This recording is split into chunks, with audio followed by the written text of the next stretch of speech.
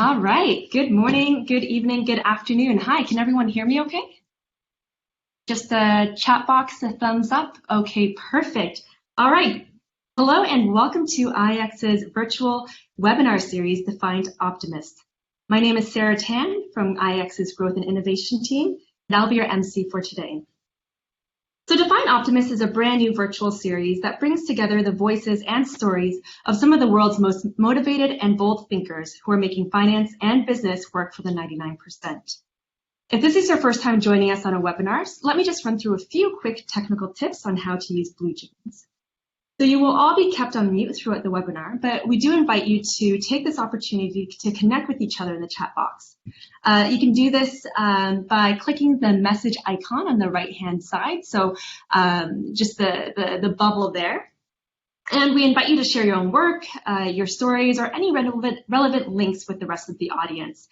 And we'll also be using some of these and covering some highlights in our recap after this session. If you're joining us through your computer or the BlueJeans app, we invite you to share your questions by clicking on the Q&A icon on the right panel of your screen. We'll be sure to leave some time at the end for Q&A, so just keep your questions coming in throughout the entire session. Next slide.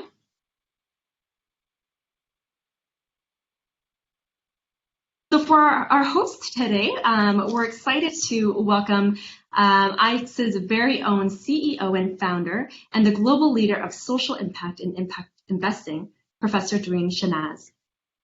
With a career that has spanned the globe, Professor Shahnaz has built a track record as a successful professional at Morgan Stanley, Grameen Bank, Hearst Magazine International, and the National University of Singapore.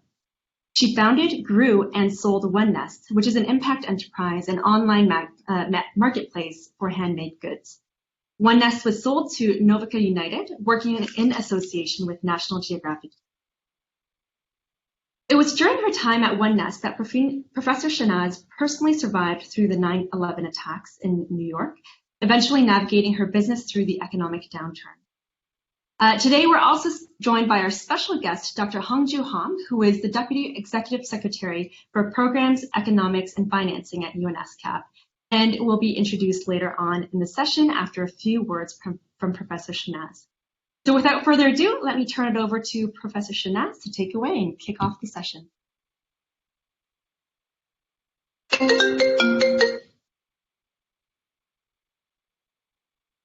Hello, thank you, Sarah. Good morning, everyone, and a warm welcome to all of you. It is so exciting to be here with you today for the first session of the Defiant Optimist series, and to be opening this very special session with my good friend and actually mentor, Dr. Hongjoo Hahm. Before we dive in, I want to share what actually Defiant Optimist means to me.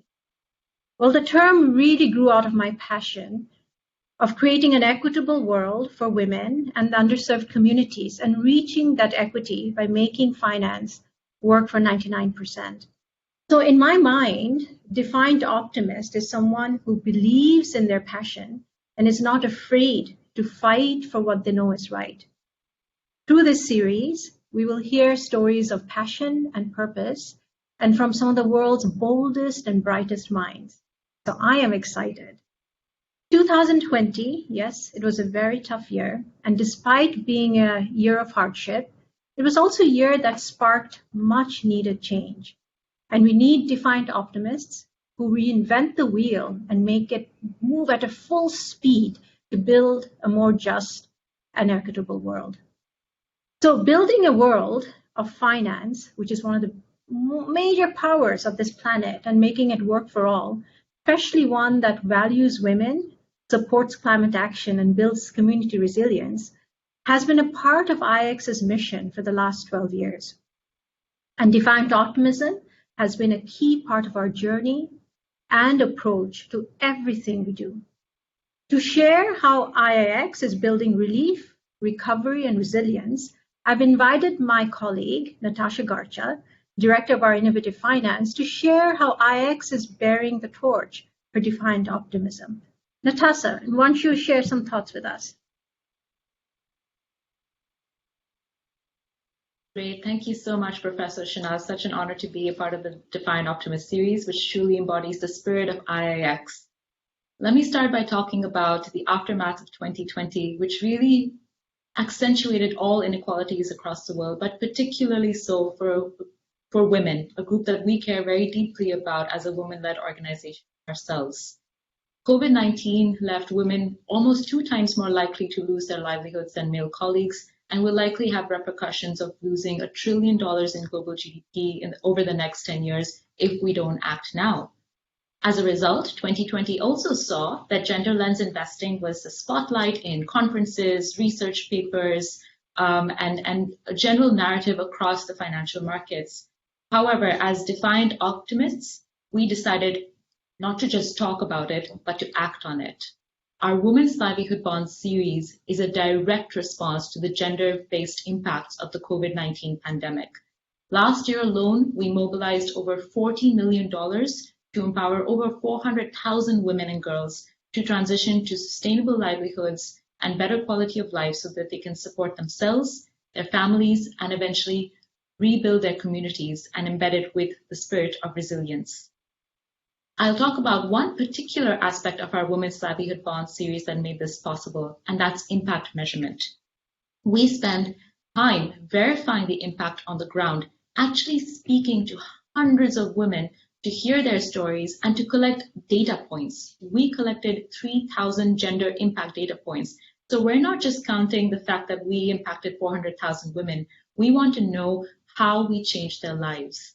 We want to quantify the financial value of that change as well. We know for the Women's Livelihood Bond series, for every dollar that goes in as investment, $4 of social value is created because of the multiplier effect of empowering women. When you empower a woman, you're not only helping her to build a sustainable livelihood, there's incredible repercussions on rebuilding these education of her children, on ensuring that they get access to healthcare, community resilience, and also empowering them to be agents of climate action. The way we actually made sure that we're still able to speak to women even during a pandemic, and this was a time when most people actually paused on their impact evaluation, we actually used technology to make sure that we can still reach out to the women and collect these data points. We have our own IIX Values digital impact assessment platform that allows us to use mobile technology to have direct contact with the women and collect data points from the ground. And we use that to make investment decisions. We use that to mitigate risk. And we actually use that to make sure that women have a voice and a value in our investment decision-making process, that we're able to build gender equal capital markets. I'll tell you a personal story. So we actually spoke to some of the women farmers in Cambodia who sell organic rice as part of one of the portfolio companies in our Women's Livelihood Bond series. And they really don't see themselves as victims of inequality. They saw themselves as a solution to the food security issues we were facing last year. And we measure all of this. So again, not just counting the number of women, but quantifying how much her income would increase by, how much her financial resilience would increase by, and how she is actually effectively adapting to increasing threats of climate action, even all this during the pandemic, really changing the narrative that women are solutions to the crisis, not just victims. And much of this was supported by UNESCAP, and you'll hear from Mr. Hahm later today on how they're doing some incredible work in the region as well. UNESCAP actually supported us to map our impact to women to multiple of the United Nations Sustainable Development Goals. We actually match 13 of the UN SDGs. But why does this make us Defiant Optimists? This was a time when many global bonds and funds slowed down on impact measurement, and yet we used impact data to give thousands of low-income women from emerging markets in Asia a voice and a value, so they can play a role in relief, recovery, and resilience.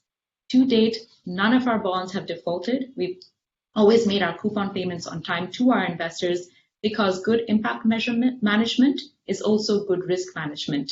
And that's how together IIX and Women's Livelihood Bond series and all our partners, including UNESCAP, are building gender equal capital markets in the midst of a pandemic. Thank you.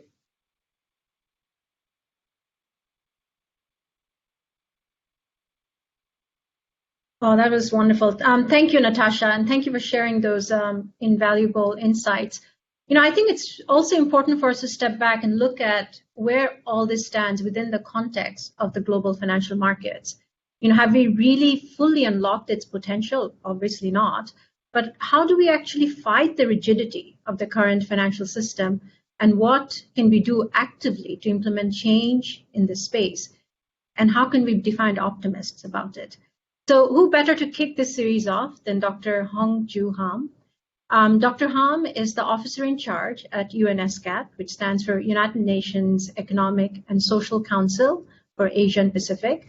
He's currently serving as the Deputy Executive Secretary for Programs, Economics, and Financing, which basically means he is actually running the place. Before this, he was the Senior Advisor to the Water Global Practice Group at the World Bank, where he served as Country Manager for the Balkans, Head of the Infrastructure Unit in Jakarta, and Program Manager for various disaster relief endeavors across Indonesia. And as if it wasn't enough, he previously served as the Global Head for Central Banks, Official Institutions and Sovereign Wealth Funds at Goldman Sachs for 5 years, and also worked at the Asian Development Bank and the Korean Development Institute.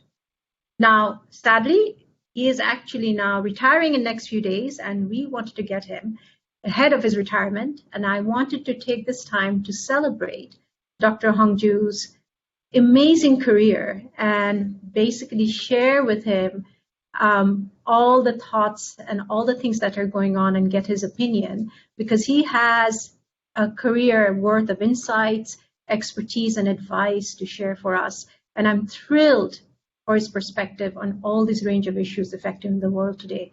So I turn to you, Dr. Hahm. You're an accomplished, amazing individual with an unbelievable career. Now, let's start it off. Hello and welcome. And let's start off with, really looking back at your career. How has it been working at World Bank, UNESCAP, ADB, Goldman Sachs, and how's it all shaped your career? And how you're feeling about, sort of now getting to sleep at last in the next few days? So let's start it off. Thank you, Durreen, and thank you, Natasha, and thank you, IIX. Really honored to be here, and I'm humbled by your opening remarks. I'm deeply touched. I am really coming to the end of my working career. It doesn't mean I stop, but it means my institutional career is coming to an end. I worked in many big institutions all my life, and throughout each institution, mission objective of these institutions defines us, defines what we are there to do, to serve. And I think with each institution, I learned an enormous amount, but I also learned to really try to serve more than myself. I think that kind of defines most of my career. So that is interesting. So I will sort of dive a little bit deep in that. So what do you mean by you served more than yourself? And I mean, what were really some of the defining moments you felt that, this is worth it. This is worth, trying to be in a system that sometimes can be quite rigid. Very much. The rigidity comes not just the institution itself, but from your counterparts and the people who are trying to implement change. You ask about highlights, the things that were most rewarding. Getting a bonus check feels great, of course, and you get this big smile, but it's not as rewarding as giving keys to the house that we made after the tsunami, or building a water plant for the people of Aceh and handing it over in a ceremony. When we built 30,000 homes, these are small homes. Mm-hmm. Gave the keys. An old lady grabbed my hand and started to cry. I remember crying with her, unabashed. And it really was a touching moment. And you kind of realize that that's why you do the work that you do. When you need an end user, the project target person, they are really pleased with the outcome and they thank you with great sincerity. You really, really are touched. It really makes your life. and I think that really, there are many such moments that I really cherish. No, it makes complete sense, and I think those are the moments, frankly, that makes you wake up in the morning, right? And just going and making the bigger changes that needs to happen, because it really needs to trickle down. And I think that sort of brings me to kind of the next few questions, which I want to sort of focus a little bit on the question of relief, because again, I mean, we are still in a pandemic, and these are important issues. So I would love to sort of, spend a few minutes on the work of UNESCAP. I mean, you have been there for the last few years. It's a very powerful organization, UN body. And in terms of the SDG 5, which we all know is for gender equality, it'll be nice to sort of know what happened in that context, from the UN body that you were heading up.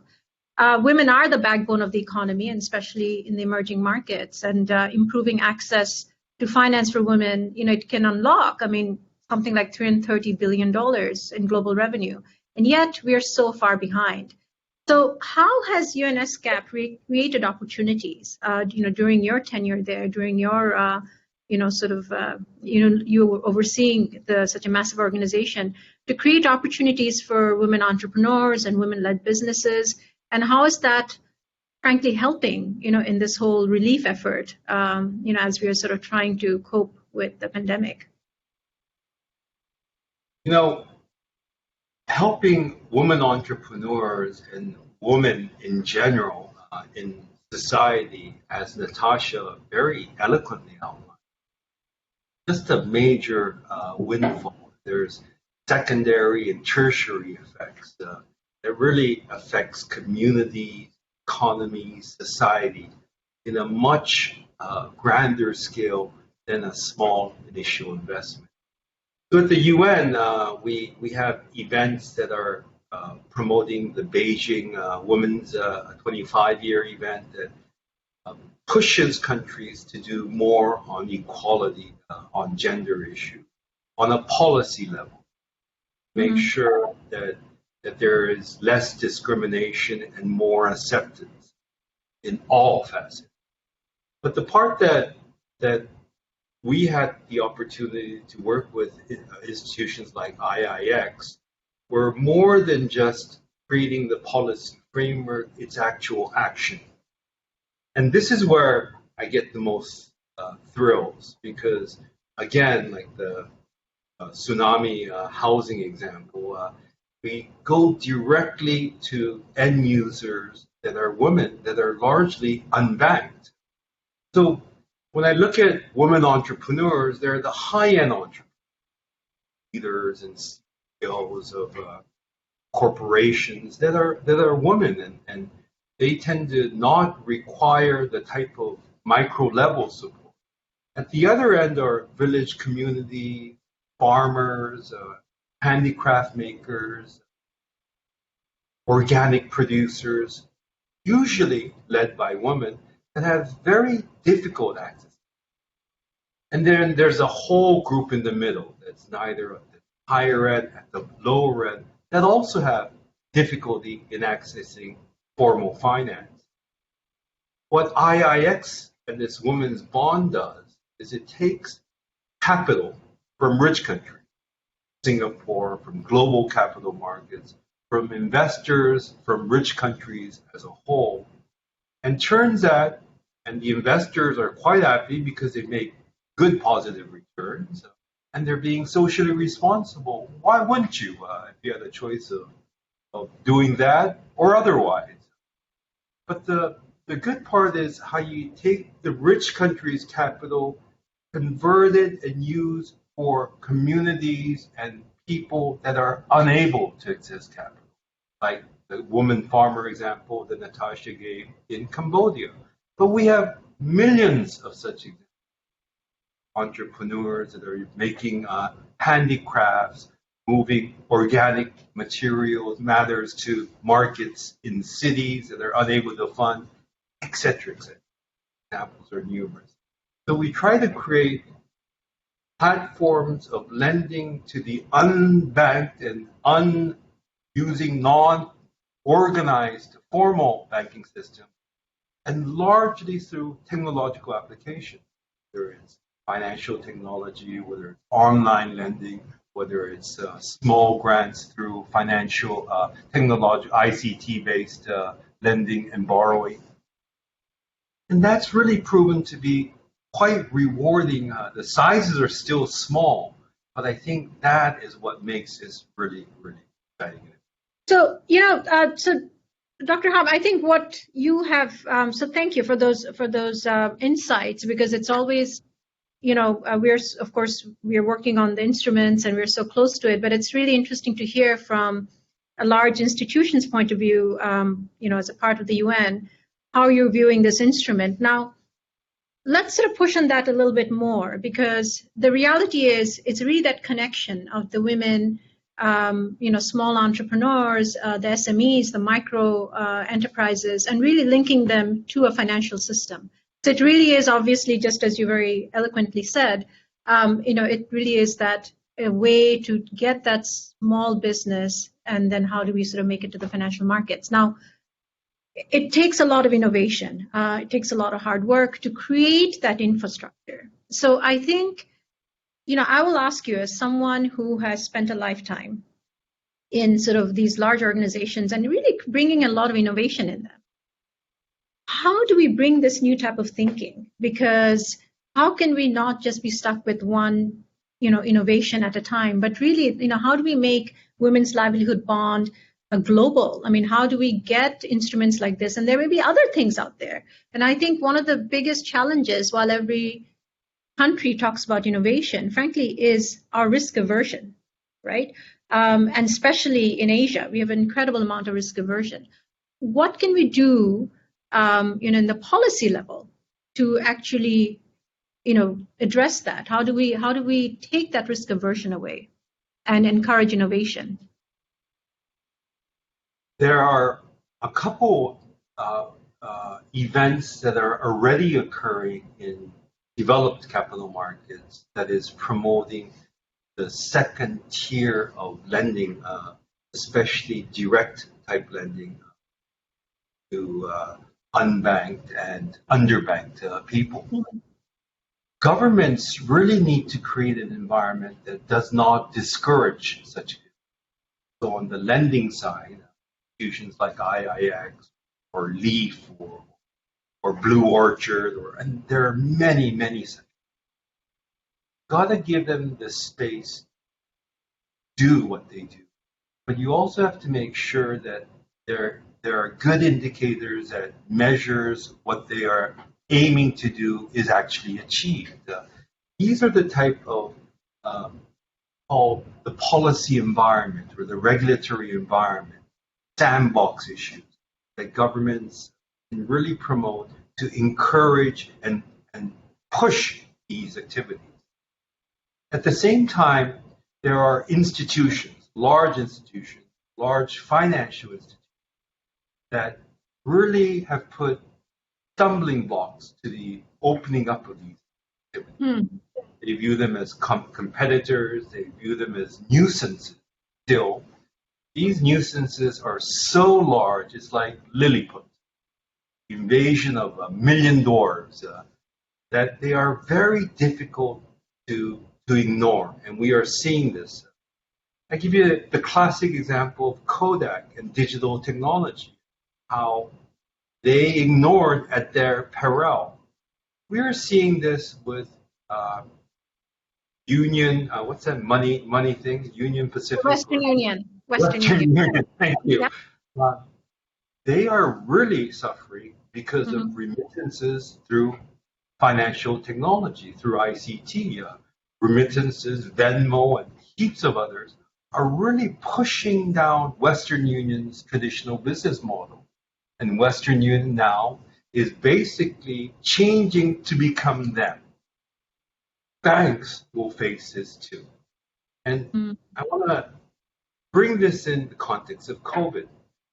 As we hopefully come out of this pandemic, what we have seen is two major phenomena that shows weaknesses in our system. One is systemic inequality, not just for women, but the rich are getting richer, Billionaires have recovered their market losses and then some.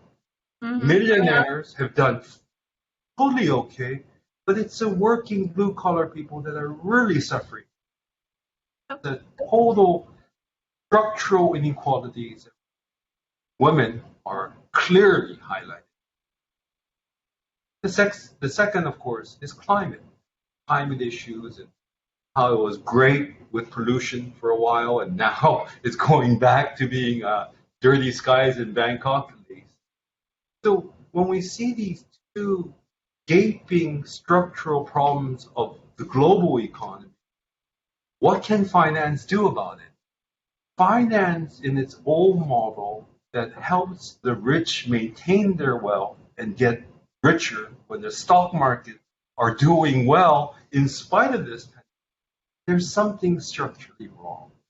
And the finance system that only caters to the organized finance institution is going to face not only structural problems, but societal problems. And they're facing. And that's why we see the outgrowth of, if you guys won't play with us, we'll do it ourselves. And you're a classic example, Durreen, of creating institutions that finance the underserved.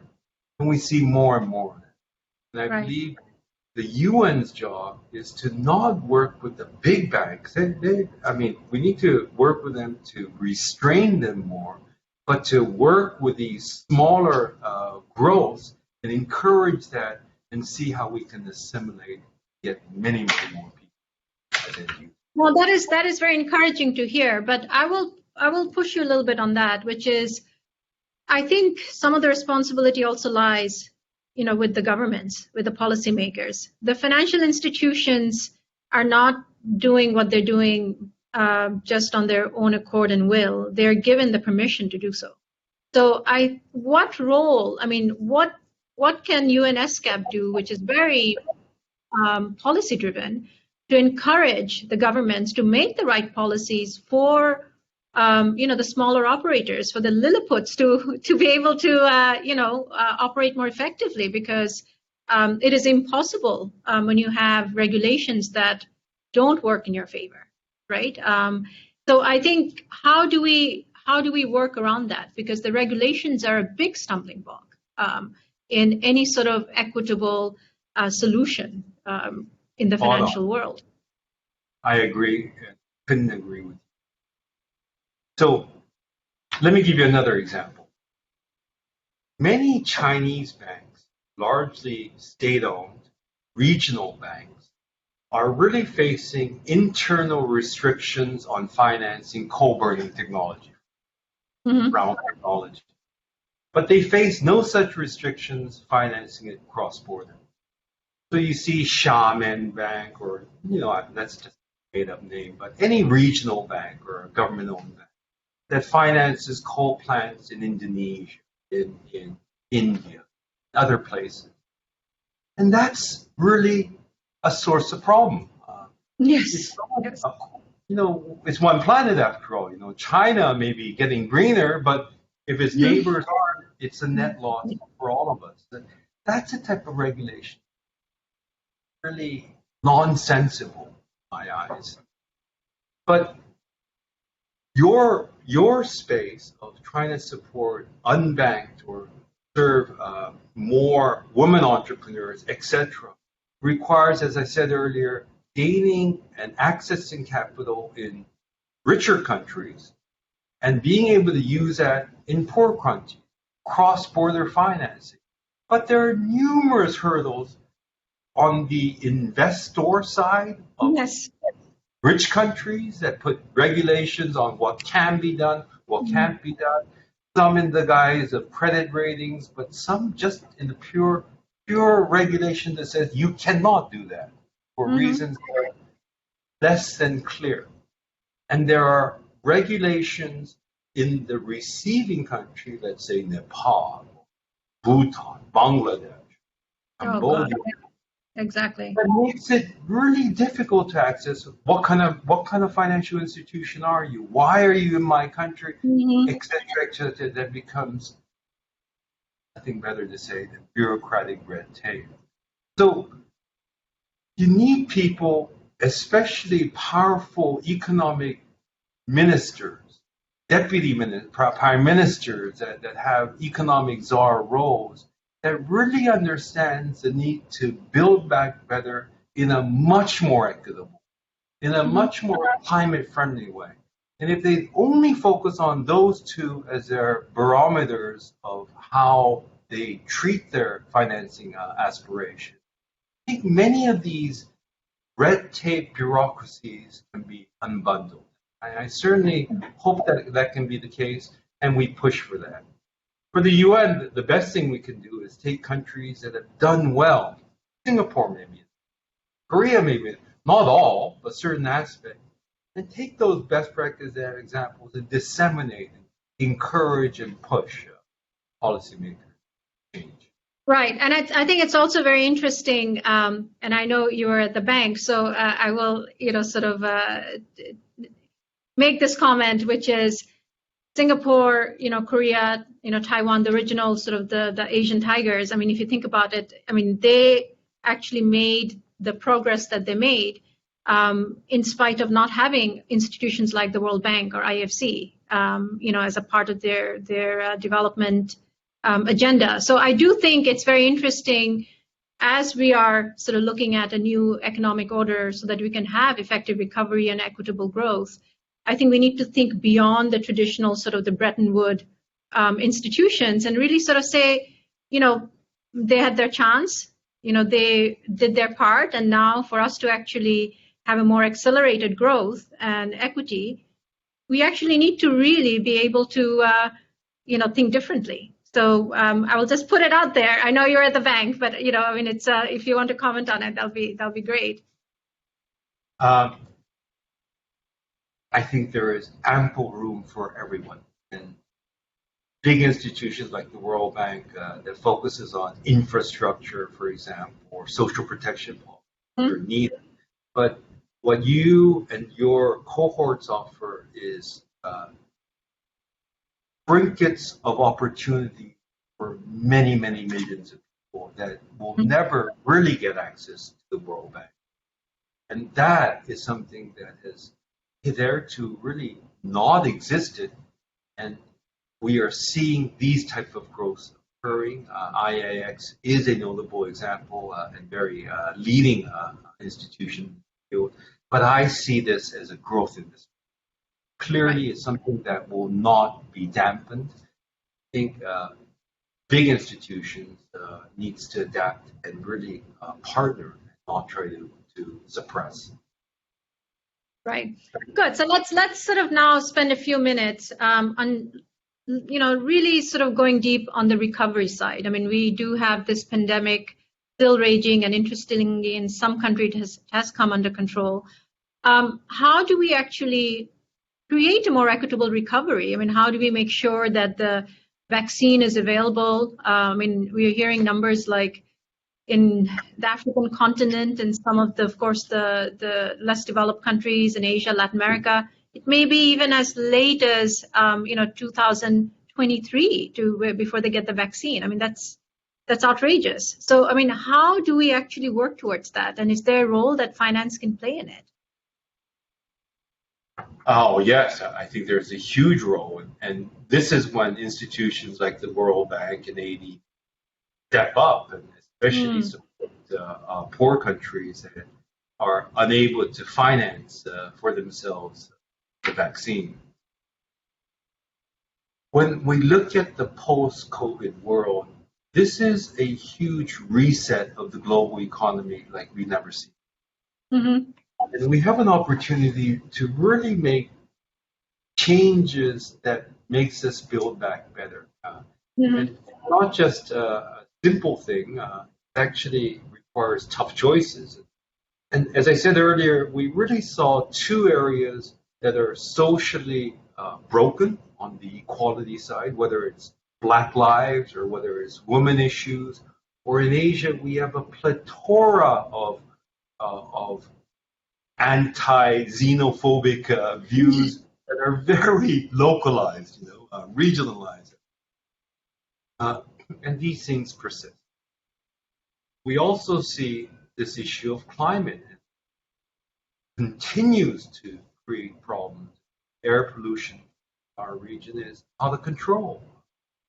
So we know that we cannot just do what we do. I liked your reference to Korea, Singapore, Taiwan as the original tigers. I believe that that growth model cannot be replicated. That's actually very true. I agree. Actually agree with that. This model was a growth based on manufacturing, based on environmental degradation, based on stepping on women's rights. It really was a forced fast growth model that worked for the time, but we're no longer in that period. Countries that are facing a development model, very, very different.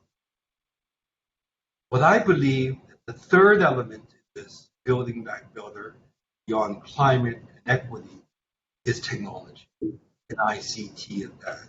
I don't think we could have survived if we didn't have ICT, what we're doing right now as an example. But every single one of these wonderful financial innovations, whether it's fintech, whether it's the way you send your funds to the end users, but even beyond, whether it's social protection, tracing apps, whether we're talking about satellites for air pollution, technology, it becomes a foundation piece for economic development. And service sector growth is becoming more and more a model that can be done, especially for small, less developed. So we're seeing a paradigm shift, not in just in post-COVID, but in the development models that everybody aspired to replicate. It's no longer replicable. So there's a whole new paradigm that we are faced with as a challenge. So when you ask about how do we build back better, that's a tough question because we have so many more constraints that are huge that needs to be addressed, that each country has to their development path, especially if they wanted to make it sustainable. Right. And I think sustainable growth is sort of now one of the big issues we need to grapple with. And this is where resilience comes in. I mean, resilience really lies sort of in our capacity to overcome this crisis. And frankly, I'm sure there'll be many more in the future. And that is sort of a key component of building back better. So there has been, of course, a lot of talk about resilience and innovative finance. I'm seeing more and more people are just throwing a lot of words around like sustainable finance, ESG, gender lens investing. And yet the real change can only be achieved, with very decisive actions, right now. So if we actually sort of dig a little deeper and figure out how we can actually build resilience for the underserved communities, beyond sort of the papers and the convening, et cetera, how do you think we need to make the development space and the finance space more action-oriented towards something here in the middle, in kind of creating resilience and be accountable for it? I mean, what's your thought? For me, many people in finance, corporations, whether it's socially responsible SRs, whether it's EPRs, all the buzzwords that banks and corporations are using that says that they are sustainable, they're climate conscious. It's a good thing because people at least are getting the lingo right. Yes, that's the first step. Exactly. It is. It's a first step, and it's in the right direction. It's a very small step because many people abuse that as well. We do green financing, and it's a facade. We finance women entrepreneurs. Really wondered, and I remember seeing on TV this ad of how this bank is helping stop the ivory trade. A guy on a horse chasing after elephants. I'm thinking, come on. The reason that we really like IIX, the reason why we partnered with IIX is because of your measurement, your results framework, and your performance measurement. These key performance indicators, I remember discussing what the indicators should be with you with your group quite a lot, because it sets the targets of what you are trying to achieve with these indicators. And it's not a matter of, did you meet it? If you meet it, you failed. It's not a school scorecard, grades. What you're trying to do is push entrepreneurs to do what they say that they will do. Mm-hmm. Really support women on it. And if they keep that as their indicators, we see it in the end. And you don't get these strange commercials that says, we will do these. As I said, I like the direction they're going. The next step has to be show it. Right. Is that. Right. And when you get that to occur, which I believe the next step, you start developing trust in these. And naturally, they start to grow and they start taking on a space that is much more significant, certainly more so than. Right. Well, I think these are the right sentiments, and I do hope people do take it to heart when they're hearing it, because it is very, very important to have that transparency and accountability. Now, as you're sort of looking back in your career, what an amazing career! Oh my goodness. What would be your number one career advice to the next generation who really do want to make an impact in a sustainable development space, be it from finance side, be it from working at the UN, working at a nonprofit? What would be some the career advice you would give? How can you have a meaningful career? So, in my case, I've always been institutionalized, and I worked within the frameworks of an institution to do what I thought was needed. Like the Jakarta floods. I was living in Jakarta and it flooded incredibly. The president palace gets flooded. And it was amazing, and we wanted to do something. There were so many people that were against. So I remember serving for Mr. Jim Wolfenson, who recently passed away. He told me that one person can make a difference. That I meet these type of people every day, hundreds of them.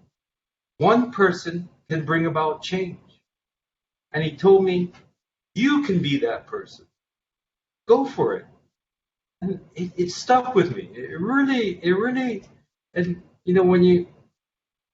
whether you bring the institution's might to bear to do the change that you wish, or whether you do it by yourself, completely de novo, I believe that change occurs by the courage of one person. That's where it starts. Because that's my advice. It's Jim's advice. Advice. No, that's perfect. That's perfect. You do need the courage of that one person, and that courage does change the world. So thank you for speaking with us, Dr. Hahm, and it's really crucial for us to recognize how we can mobilize this during this phase of uncertainty, the pandemic, and frankly build back better and inclusive environment with some of these really incredible words of wisdom from you, and what can come next. So we can only encourage people to make the changes, and we hope everyone becomes a defiant optimist like you. So with that, what we're going to do is we're going to do the fun part before we go into Q&A. So we talked about a lot of interesting things, some tough topics. So we thought we were going to just lighten up the things a little bit, and we're going to ask you some quick questions. You cannot think about it, so very quick ones, so that folks leave this with the real you, the complete you. So okay, let's get started. So what's your favorite book? Just one. Favorite, but I'm reading a book by William Dalrymple called Anarchy. about how the I am Brits. actually reading that as well. You are the great. It's really great. It is a Like, great book. Brits took over India. It's just amazing. And that guy's Yes. a great author. Yes, yes, no, definitely. I always say that is, the books on anything on East India Company is a great management book as well. So, this is True. fantastic. Great. Management for Barbary, but okay. It's a good book. When you're not working, what do you like to spend your time doing? I am a big scuba diver. I worked on coral reef projects in Indonesia. So if I Nice. can, I like to dive. Wonderful, wonderful. I think the fish, they're waiting for you. What's your hidden talent other than being a diver and a wonderful speaker and a wonderful policymaker? I went to art school throughout my life, to college. And on my senior year, I realized I'm not a very good painter. That's why I became an economist. But Right. now that I retire, I hope to get back to some oils. Oh, that'll be great. Well, if you have any art you want to share, we have we have a whole art side in our foundation. So it'll be great. We can showcase some of your work. This is fantastic.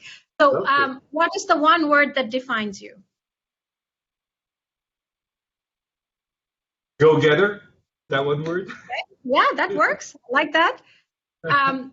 What does success mean to you? And I know it's always it's an interesting, right? I mean, I think everyone asks this, but I actually like the question, and it's an overused question, but I do like it. I believe really it's that you know that you have served beyond yourself, and you really know that you've made a difference in someone's lives, in many people's lives. I think that's what success. That's beautiful. That actually is really beautiful. Thank you. And what's your reason to be optimistic in 2021, other than diving a lot? I think 2020 was a tough year for many of us. 2021, just because it follows 2020, is a reason to be optimistic. Defiance is something that's tougher. 2021 really will require strong defiance on all of our parts, especially when we talked about creating a sustainable society. We talked about the economics and the finance, talked about how we need to get finance to really cater to much more than just the rich. We talked about social issues, especially the underbanked, and especially women, and how we can do much, much more in this very inequitable world we live. And we've talked about climate and how that poses a huge issue. For me, the optimism is clearly there given how low we were in 2020, but the defiantness of our optimism has to be that we continue to push on all three of these areas. It's a good way to end the conversation. We have to be defiant optimists. I really like that. Good. Well, thank you so much. I'm going to now hand it over to Sarah. Thoroughly enjoyed it. And she's going to handle the questions. Thank you. Thank you, Hongjoo. Really, really. It's so nice to see you. Love your long hair. Great, great. Thank you so much for that, Professor Shahnaz and Dr. Hahm. That was great. And I love that quick fire at the end. It's a great way to get to know you a little bit better as well. So we're just about to start our Q&A session. So I see that we have a few questions here in the lineup. So for both Professor Shahnaz and Dr. Hahm, you can head over to the Q&A section there to see some of the questions. I think the latest question asked by Sana, I think that's a good question to start off with you both. So let me just read it out to you guys. Thank you both, Professor and Dr. Hahm. I'm a lecturer at the university, and many of my students always ask for tips to break into the sustainability space. Any advice for someone at the start of the career? Professor Shahnaz, maybe you want to start off first?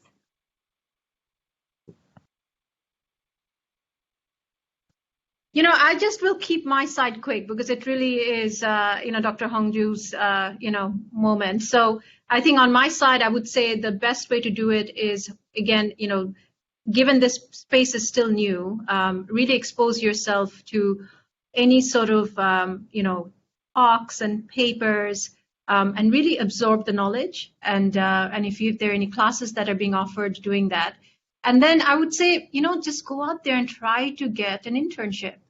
Try to get an internship. Don't even expect to kind of do something fancy. Just be there and absorb. And that's, and this is not any different from what you would do before. But Hongjoo, I will pass it on to you. And if you can share some thoughts. Thank you.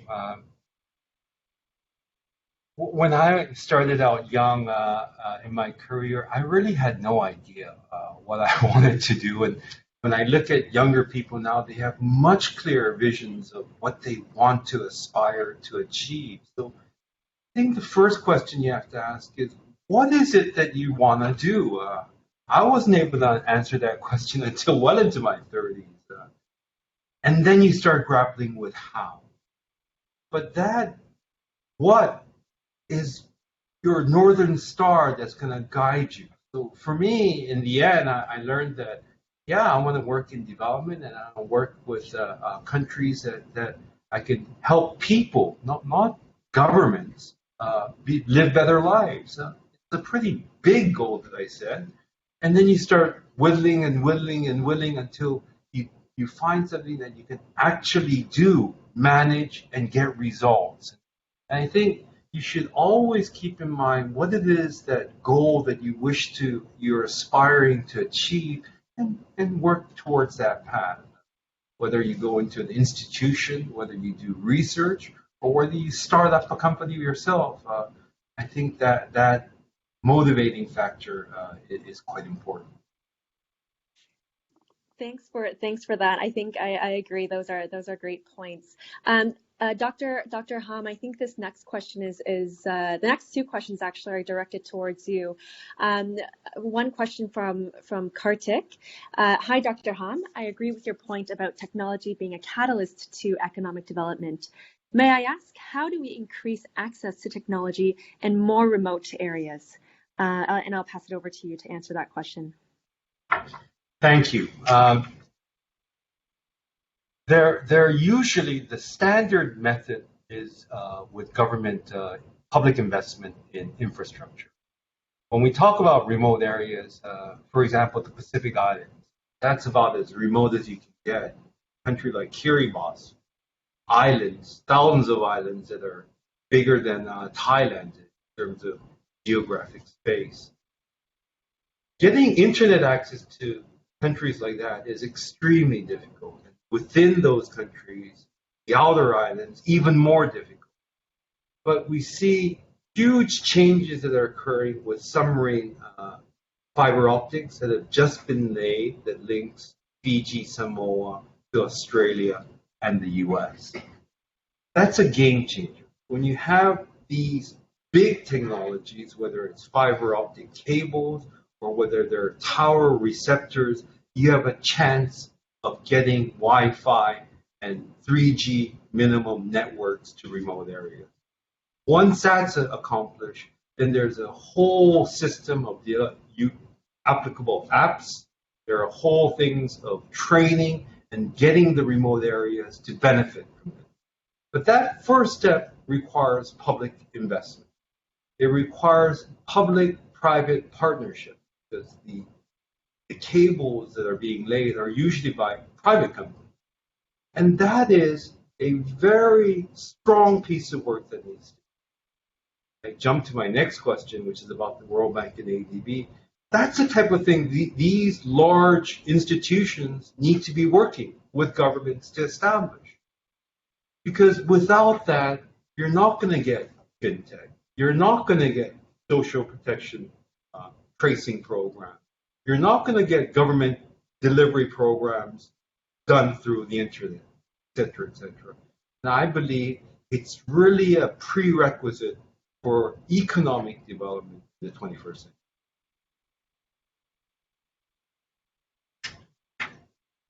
Great, thanks for that. And I think we just probably have time for one more question. I'm just gonna navigate back.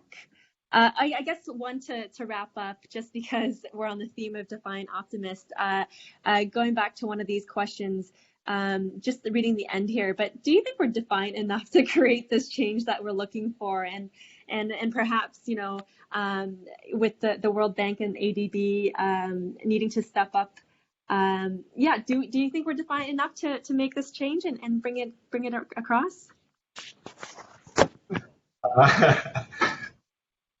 Who's we, and are we as in you and me? I think Durreen is defiant enough, and she's really shown it. I think what we here do is like all of us, that we are trying to make a difference. Collective, okay. I also think defiance, you have to pick when you want to be defiant carefully. You need to push change and make the institution understand that the pain resulting from no change is greater than the pain resulting from change.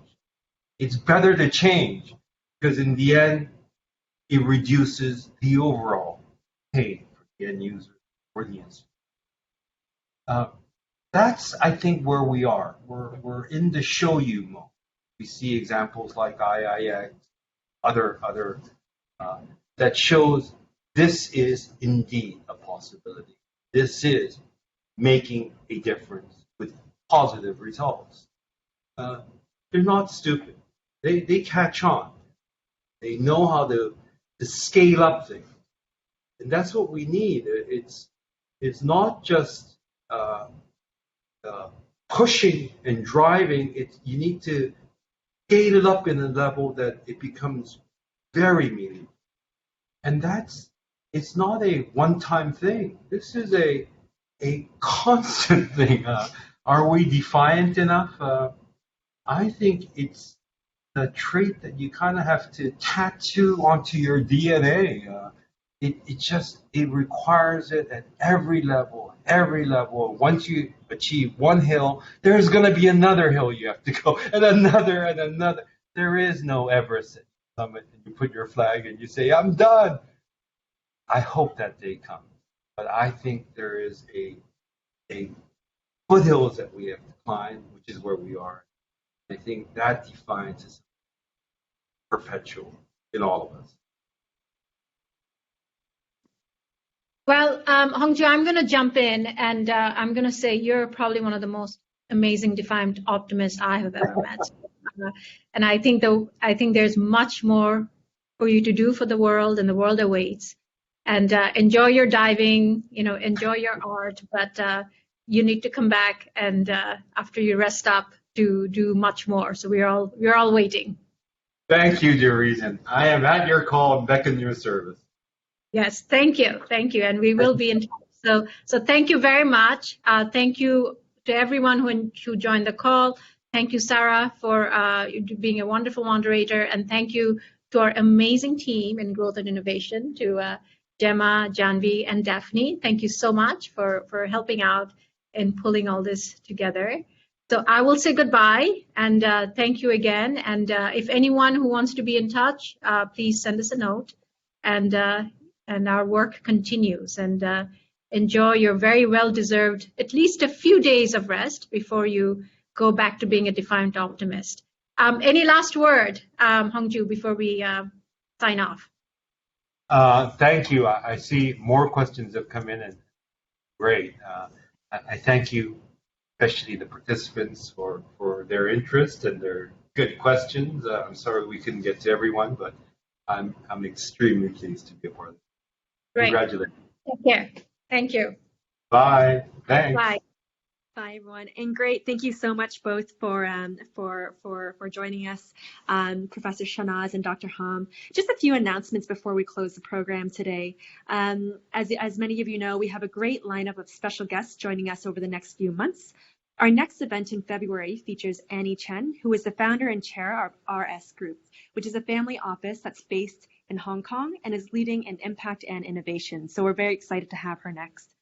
In March and April, we'll also be joined by one of the leaders at UN Women, as well as the president of the Inter-American Development Bank, so IDB. And so we're very excited for those, all fantastic sessions with strong, defiant optimists, much like Dr. Hahm. You won't want to miss out. Secondly, a number of you who've joined us today are part of our annual membership, which includes access to all 9 live sessions, complimentary tickets to share, and quarterly network events, and much, much more. If you're interested in being part of this annual membership, my team will be in touch with you over the next few days to get that sorted out. And then finally, the whole theme of this is Defiant Optimist, and I'm sure you're wondering, what kind of Defiant Optimist are you? Well, fret not and worry not. You can find out soon yourself as well with a quiz that we'll be sending across through email. Be sure to check that out soon. Finally, a big thank you once again to Dr. Hahm for joining us today. We're so glad that you were able to squeeze some time with us before your retirement, and we hope you have a wonderful close to your career, many more enjoyable scuba diving trips, and more books to tackle over the next little bit. To everyone else, thanks for tuning in, and we'll see you next time. Bye, everyone.